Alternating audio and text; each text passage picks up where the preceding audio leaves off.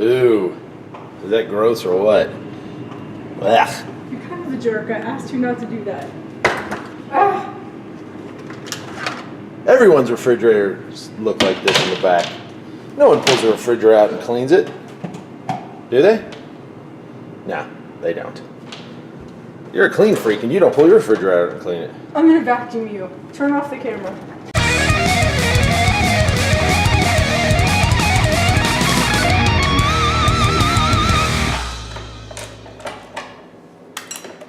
What are you doing?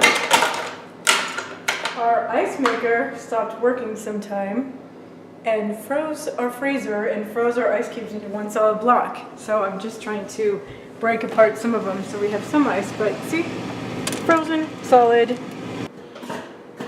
Yeah, we've had this refrigerator for over 20 years since we moved into our first house back in Carson City. And it looks like it crapped out about 4 to 6 weeks too early. It still works, but we don't have an ice maker anymore unless I can figure out what's wrong with it. So guess what I get to do today? That's even grosser. Look at all that. Yeah. This is why you never pull your refrigerator out. Would you stop? Then you'll see how dirty it actually is and have to clean it. Gracious. Ugh. I think I found the problem. This little thing up here, you can see that, it's full of water.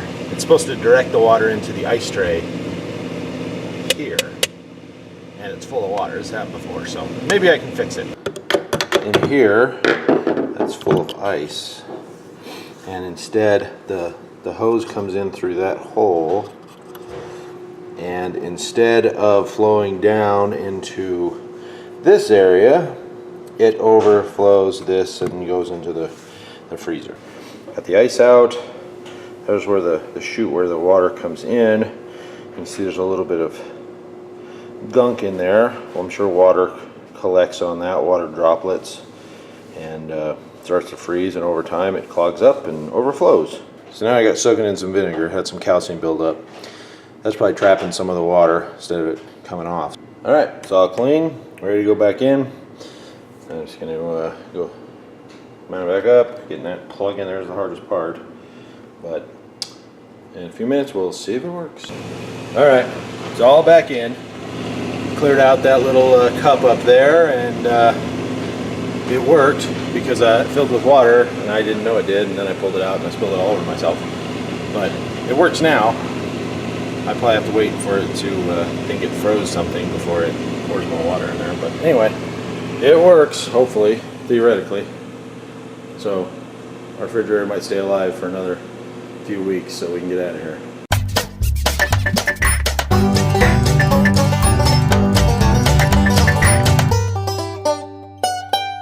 So besides all the excitement with the refrigerator today, I have been getting boxes of my son's clothes ready to ship to him overseas. So you'll probably get the excitement of watching me go to the post office as part of the vlog. Yay you! So I got the packages all ready to go. Other than the customs form, it's been several years since I filled out a customs form, so hopefully the postmaster is going to help me because it's very confusing. So the packages have been successfully transferred to the post office. They helped me do all the customs forms, which was really, really cool. And hopefully he'll have his clothes in the next couple weeks. Alright, since this has become a cooking vlog for some reason, I figured I'd show you what I'm making for dinner tonight too. Because today's vlog was really boring. I'm making pork chops and rice. You need 4 pork chops, a 9x13 baking pan, 2 cups of rice, a little bit of butter, 3 cans of Campbell's beef consomme soup, 1 can of water. You take the butter and you pour it in the pan. Trying to cook and film is really tough. 2 cups of rice.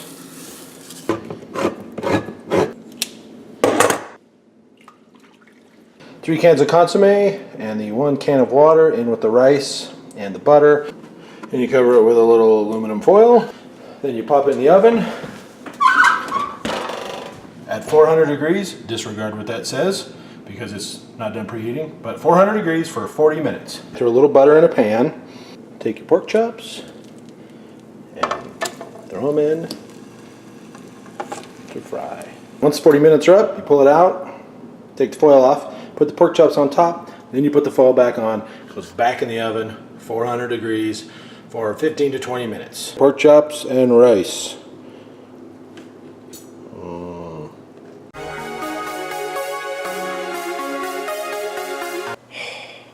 That's enough of that. Cue the outro.